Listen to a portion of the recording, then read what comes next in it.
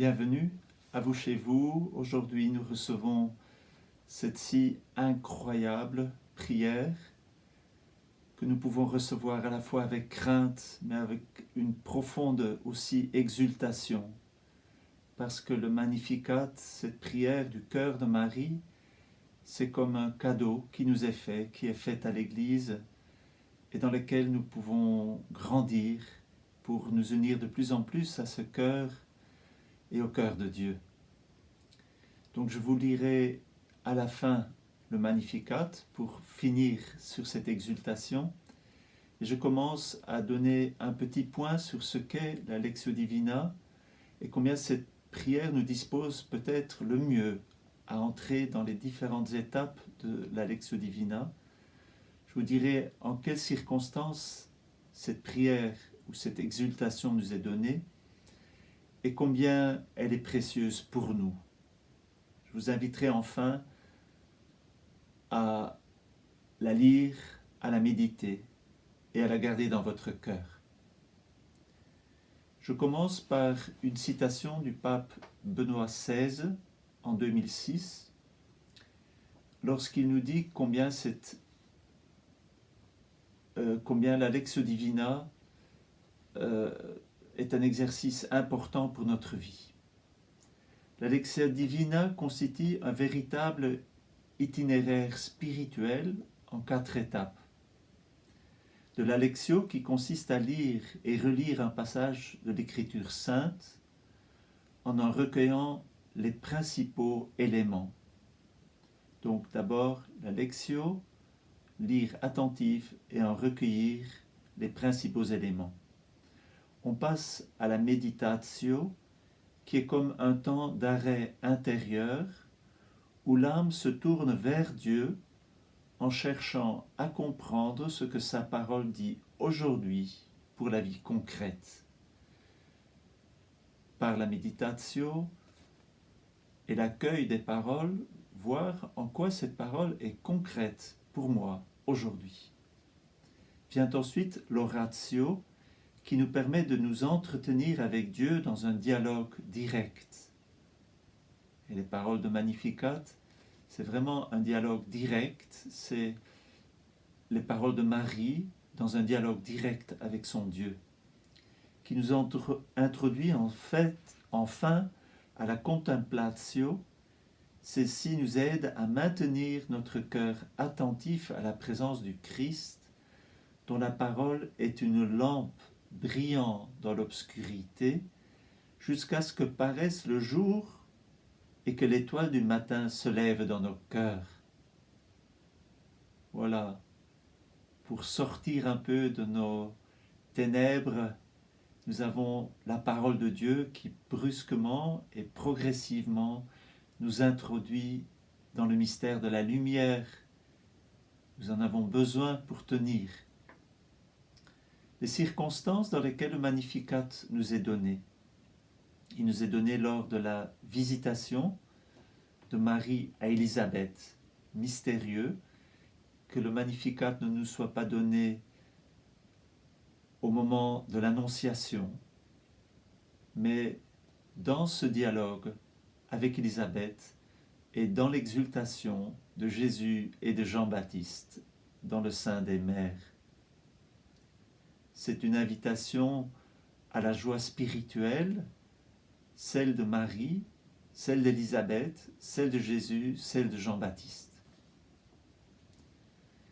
Cette prière nous est extrêmement précieuse. Pourquoi ? Pour diverses raisons, en particulier parce que les paroles de Marie dans l'Évangile sont extrêmement peu nombreuses et que dans le Magnificat, nous trouvons une abondance de paroles de Marie. Mais ce qui est tellement extraordinaire, c'est que Marie nous donne les paroles de son cœur, mais d'un cœur qui s'est tellement nourri de la parole des prophètes, de la loi. C'est tout l'Ancien Testament, c'est toute la Bible qui, méditée par le cœur de Marie, nous est donnée Cette prière, c'est vraiment une prière biblique.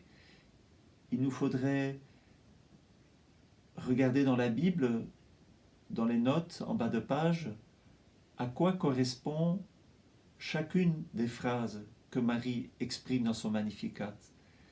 Nous serions pénétrés des paroles de l'Ancien Testament pour nous aussi garder toute cette tradition riche du peuple juif, tout, pour nous, comme un patrimoine.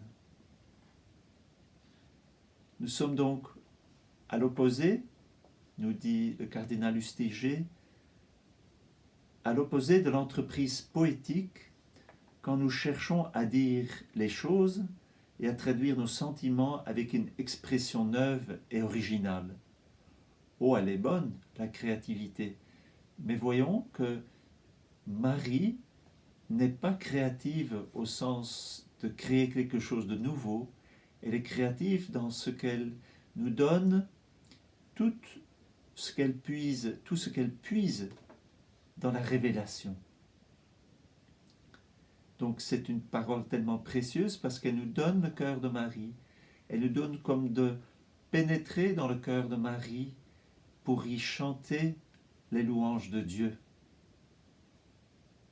Souvenez-vous que Jésus nous a donné Marie au pied de la croix comme mère.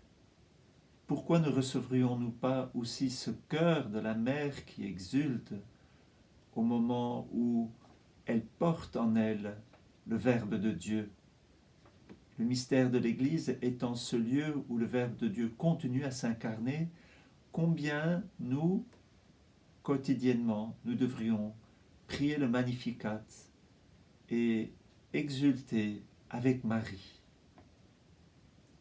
Elle prie sous le souffle de l'Esprit Saint, elle porte en son sein Jésus, elle est toute tournée vers le Père. Une invitation donc aujourd'hui, si vous voulez, à prendre un lieu silencieux, à prier l'Esprit Saint et à répéter le Magnificat plusieurs fois en le recevant comme un cadeau plein d'amour pour que nous puissions le dire nous aussi avec un cœur plein d'amour, à écouter ces paroles dans notre cœur, à les tourner, à les retourner, à les méditer, à les mâcher. Et puis, je vous donne une phrase, ou quelques phrases du cardinal Lustiger.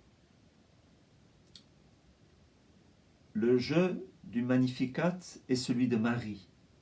Et par le jeu de Marie, c'est toute l'histoire d'Israël qui nous est rappelée. Le jeu de Marie, c'est le jeu de tous les croyants qui l'ont précédé. Mais le jeu de Marie, c'est aussi le nôtre. Par sa bouche, c'est l'Église entière qui parle. L'Église concrète, constituée d'âge en âge, de génération en génération, par ces hommes et ces femmes qui se sont succédés dans l'histoire et dont nous faisons partie. Qui a chanté ce chant? Marie, une fois ou plusieurs fois, nous n'en savons rien. Mais combien plus des milliards de fois plus les générations successives de chrétiens qui ont pris ces mots, en ont reçu une lumière et en ont trouvé le sens de leur vie dans le mystère donné à chacun de nous en Marie. Le Magnificat, loin d'être une projection sur Marie toute seule, nous prend avec Marie dans le faisceau lumineux de l'histoire du salut. Alors, recevons aujourd'hui cette grâce et cette joie d'être nous aussi incorporés dans l'histoire du salut, de recevoir ce trésor pour que nous puissions exulter et que les ténèbres en nous et autour de nous se dissipent par cette exultation. Je vous lis le Magnificat pour terminer. En ce temps, Marie rendit grâce au Seigneur en disant « Mon âme exalte le Seigneur, exulte mon esprit en Dieu mon Sauveur. Il s'est penché sur son humble servante. Désormais, tous les âges me diront bienheureuse. Le Puissant fit pour moi des merveilles. Saint est son nom. Son amour s'étend d'âge en âge sur ceux qui le craignent. Déployant la force de son bras, il disperse les superbes. Il renverse les puissants de leur trône. Il élève les humbles. Il comble de bien les affamés, renvoie les riches les mains vides. Il relève Israël, son serviteur. Il se souvient de son amour, de la promesse faite à nos pères en faveur d'Abraham et de sa race à jamais, et de sa descendance à jamais. Marie resta avec Élisabeth environ 3 mois, puis elle s'en retourna chez elle. Eh bien, bonne Lectio Divina aujourd'hui, et à demain.